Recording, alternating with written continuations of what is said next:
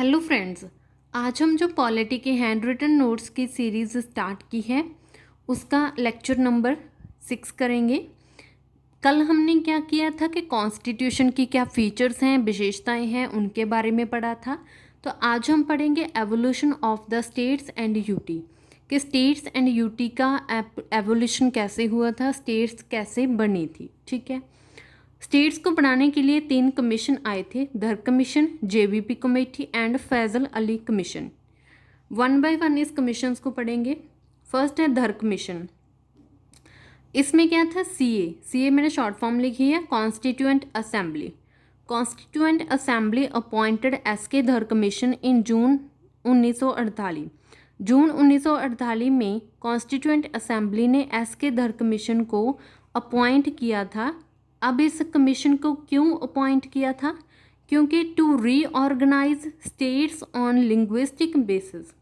Linguistic क्या होता है? लैंग्वेज होती है, मतलब भाषा के आधार पे। ठीक है, कि स्टेट्स को भाषा के आधार पे रीऑर्गेनाइज करना है। अब स्टेट तो पहले भी बनी थी, प्रोविंसेस थी, लेकिन अब क्या था कि भाषा के आधार पे उनको अलग अलग करना है, रीऑर्गेनाइज करना है। ठीक है, लेकिन इसमें क्या हुआ आगे? They felt that it would be fail regional sentiments and might threaten to national integration. इसमें क्या हुआ कि फील किया गया कि जो रीजनल लोग हैं उनकी भावनाओं को ठेस पहुंचेगी। ठीक है, उनके जो नेशनल इंटीग्रेशन है, भाईचारा है, वो ख़त्म हो जाएगा। ठीक है, तो इस चीज़ को मद्देनज़र रखते हुए, देखते हुए जो इस कमीशन का नतीजा क्या निकला था, rejected linguistic formation of states, कि भाषा के आधार पे जो स्टेट्स बनाने का आइडिया था इनका, वो रिजेक्ट कर दिया गया इस कमीशन के द्वारा। ठीक है, कि इसके द्वारा हमारा जो काम भाषा के आधार पे किसी को डिस्ट्रीब्यूट करना नहीं है, कि हमारे जो नेशनल इंटीग्रेशन है, कि हमारा भाईचारे का हमने एक दूसरे से मिलजुल कर रहना है, तो इसीलिए इन्होंने क्या किया, रिजेक्ट कर दिया। उसके बाद सेकंड कमीशन आया, जेबीपी कमेटी। ठीक है, जेबीपी कमेटी में क्या था, कांग्रेस ने क्या किया कि जयपुर सेशन में जो 1948 में हुआ था, उसमें कंसीडर किया गया रिकमेंडेशन ऑफ धर कमीशन। ठीक है, कांग्रेस के द्वारा जयपुर सेशन में इस कंसीडर किया गया कि जो पहले धर कमीशन आया था उसमें क्या क्या रिकमेंडेशंस थी, क्या क्या पॉइंट्स थे, किसके लिए था। तो इन्होंने जेबीपी कमेटी ने उसके ऊपर ध्यान दिया। अब जेबीपी कमेटी ने 3 मेंबर कमेटी बनाई, जिसमें 3 मेंबर थे। अब इसको याद करना बहुत ईजी है, क्योंकि इसके नाम से ही है JBP. J means Jawaharlal Nehru, V means Vallabhbhai Patel, P means Pattabhi Sitaramayya. ठीक है, अब इन तीनों मेंबर्स थे, 3 मेंबर्स की एक कमेटी थी, जिन्होंने जो धर कमीशन पहले ही था, धर कमीशन, उसमें क्या रिकमेंडेशंस थी, उसमें क्या पॉइंट्स थे, उन सभी चीज़ों को रीड आउट किया, कंसीडर किया कि क्या क्या चीज़ें थी, किसके लिए था।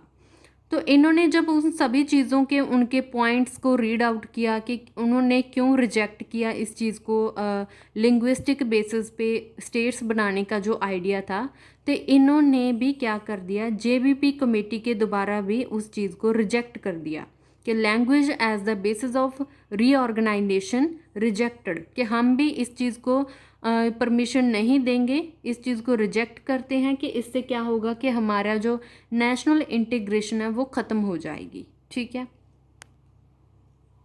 आगे क्या है कि फर्स्ट लिंग्विस्टिक स्टेट। अब फर्स्ट लिंग्विस्टिक स्टेट भाषा के आधार पर पहली स्टेट बनी थी, जो अक्टूबर 1953 में गवर्नमेंट ऑफ इंडिया, ठीक है, was force to create first linguistic state. तो 1953 में गवर्नमेंट ऑफ इंडिया, लोगों ने, भारत के नागरिकों ने सरकार के ऊपर इतना दबाव बनाया गया, सरकार को इतना फोर्स किया गया कि भाषा के आधार पे हमारी स्टेट बनाओ। तो गवर्नमेंट ने तो करना ही था, तो उन्होंने स्टेट बनाई थी, जो भाषा के आधार पे पहली स्टेट बनी थी वो थी आंध्र प्रदेश। ठीक है, और इस आंध्र प्रदेश की कैपिटल क्या बनी थी? कुरनूल। ये आपने याद रखना है कि भाषा के आधार पे लिंग्विस्टिक बेसिस पे जो फर्स्ट स्टेट थी वो थी आंध्र प्रदेश। अभी इन्होंने लिंग्विस्टिक बेसिस पे एक स्टेट तो बना दिया आंध्र प्रदेश। उसके बाद एक कमीशन आया फैज़ल अली कमीशन, ठीक है। फैज़ल अली कमीशन में क्या था, after the creation of Andhra Pradesh को क्रिएट करने के बाद demand for the creation of states on language basis intensified. अब इन्होंने एक स्टेट है जो लैंग्वेज के बेस पे बना दी, ठीक है। अब लोगों में उससे ज़्यादा डिमांड हुई कि हमें सबको अलग अलग स्टेट चाहिए, ठीक है, कि हमें जितनी भाषाएं हैं एक जैसे एक लैंग्वेज है उसके लिए एक स्टेट चाहिए। तो लोगों ने और ज़्यादा इस चीज़ को गवर्नमेंट के ऊपर दबाव बनाया कि हमें सबको जो लैंग्वेज के बेसिस पे अलग अलग स्टेट्स चाहिए, ठीक है। इस चीज़ की डिमांड बढ़ गई लोगों में कि हमें अलग स्टेट्स चाहिए। फिर क्या हुआ, दिसंबर 1953 में 1953 में 3 मेंबर्स का एक कमीशन बनाया गया, कमेटी बनाएगी, ठीक है। उसके नाम थे फैज़ल अली, ऑब्वियस है फैज़ल अली कमीशन में जो प्रेसिडेंट थे उनके फैज़ल अली, KM पानीकर, HN कुंजरू, ये तीनों के नाम आपने याद रखने हैं। 3 मेंबर्स का एक कमीशन था जो फैज़ल अली कमीशन था। इन तीनों ने फिर सब कुछ रीड आउट किया कि क्या क्या चीज़ें हैं, क्या क्या पॉइंट्स हैं।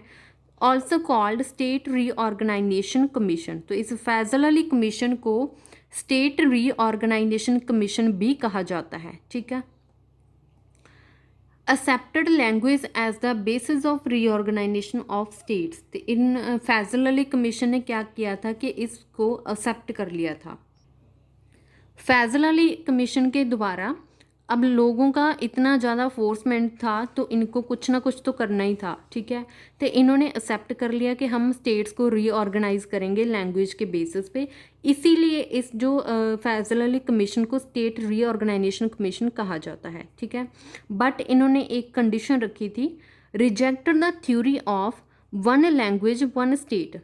इन्होंने एक थ्योरी रखी कि हम एक लैंग्वेज जो एक लैंग्वेज के जितने भी लोग हैं उनकी एक स्टेट नहीं बनेगी, ठीक है। ऐसे तो बहुत सारी स्टेट्स बन जाएगी, फिर एक स्टेट में एटलीस्ट 6 से 7 लैंग्वेज के लोग रहेंगे, ठीक है।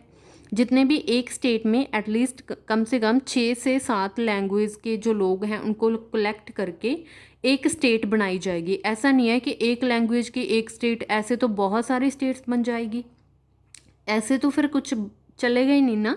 तो इन्होंने ये थ्योरी लेकर आए थे, कंडीशन लेकर आए थे कि एक स्टेट बनेगी उसमें 6-7 लैंग्वेज को कलेक्ट किया जाएगा सेम जैसी, ठीक है।